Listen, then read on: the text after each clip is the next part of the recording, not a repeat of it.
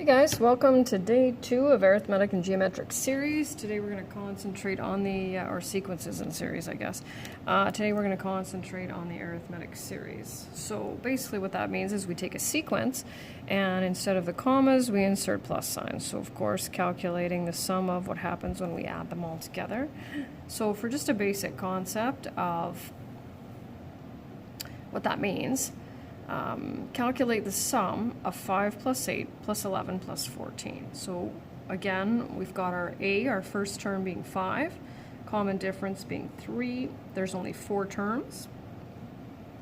So when we add them all up, we get 38. You're right, that's way too easy. This next one though, we've got 57 plus 60 plus 63, so we can see that A is 57. We've got a common difference of 3, and our nth term, because we don't know how many there are, is 354. So what we need to do, and I'm just going to slide it over here, this is our formula from yesterday. There's actually 2 sum formulas, so it just depends on what information you're given, right? So either way though, you can see for both of these formulas we need to know how many terms we have, and we don't know that, so we have to figure that out, and that's what this one's going to be. So we'll slide over here, back over here, and I'll just do that. Equals A plus D n minus 1. So our nth term, we don't know how many there are, 57 plus 3 times n minus 1, so 354. Equals, don't forget to distribute, that's going to mess with you, skipping a step here because that's 54, subtract that from both sides. Now make sure when you're calculating the number of terms, you can't get a decimal, right? We either have, it'll have to be a natural number for the number of terms. So now given this, you totally have the option, right? But I always choose this one because it's less work, right? So it just depends on what information you're given. So the sum of 100 terms equals the number of terms multiplied by the sum of the first and last. Shoot, that's supposed to be a 4. Divided by 2. And so the sum of 100 terms is going to be 20,550. Now this is where it gets a little bit trickier to kind of estimate, but you can see how many numbers there are going to be, right? All the numbers in the hundreds and the 200s, so you can at least look at it and say, okay, it's going to be a reasonably large number, right? Next one, determine the sum of the series 3 plus 8 plus 13 plus all the way up to the 12th term. So that gives us our n, right? So A equals, N equals, D equals. So our first term is 3, there are 12, and our common difference is 5. So we don't know what this term is, and I've had students use this formula to calculate that term and then use this one.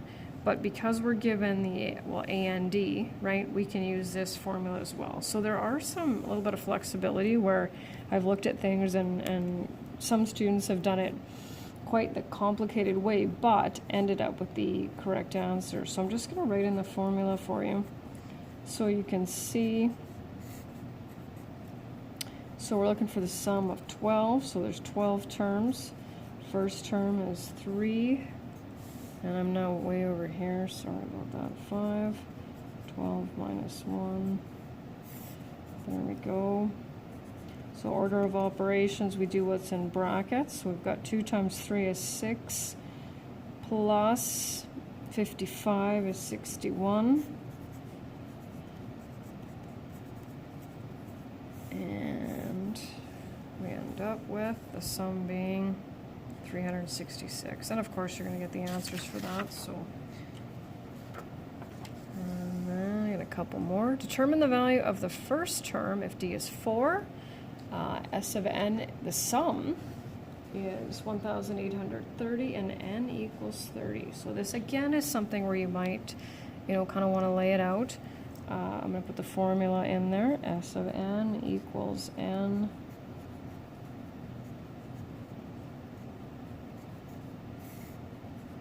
Okay, so we know our sum is 1,830, and there are 30 terms. We don't know what A is because that's what it asks us to calculate. Difference is 4, it's right there. And divided by 2. So a couple of different ways that you can do this. 1830 equals, I'm going to look at this, since 30 divided by 2 is 15. I'm going to go there first. 4 times 29. Suppose I should have done that. There we go. So we'll keep simplifying what's in brackets. 2a plus 116. 30a plus 1,740, so we'll subtract that.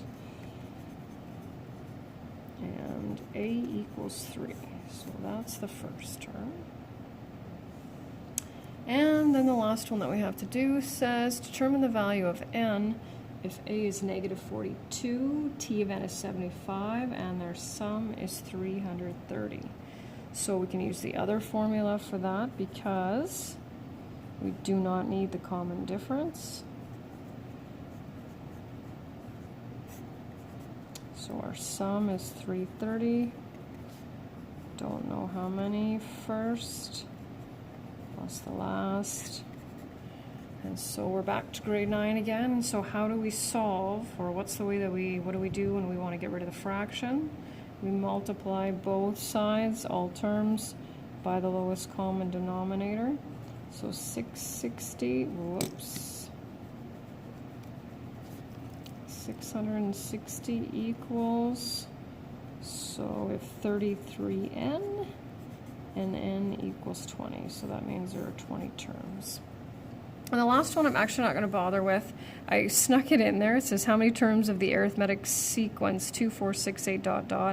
will give a sum of 600, and it's actually a question or where we have to factor, and so I'd thrown that in just to be able to say that we factored in one more unit, even though it's not something that I focus on. It is in the completed notes, so if you're curious, take a look at it.